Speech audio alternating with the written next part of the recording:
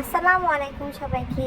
আমি আজকে আপনাদেরকে বানিয়ে দেখাবো মজাদার ঝাল ফ্রেঞ্চ টোস্ট। এটা বানাতে খুব সোজা এবং খেতেও খুব মজা হয়। প্রথমে আমরা 3টে ডিম নিয়ে নিব। ডিমটিকে ফেটিয়ে এর মধ্যে পাউরুটি, এর মধ্যে আমরা পেঁয়াজ কুচি, কাঁচামরিচ কুচি, ধনেপাতা কুচি, লবণ, গোলমরিচ গুঁড়ো একে দিয়ে দেব। তারপর এগুলোকে চামচ দিয়ে নেড়ে মিশিয়ে নেব।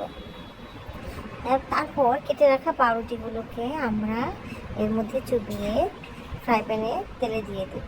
তারপরে এপাশ ওপাশ সুন্দর করে লাল করে ভেজে নেব। ভাজা হয়ে গেলে এগুলোকে আমরা তুলে টিস্যু পেপারের উপর রাখবো।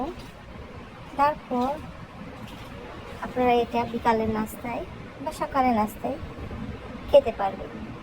খেতে আশা করি আপনাদের খুব ভালো লাগবে। আল্লাহ হাফেজ।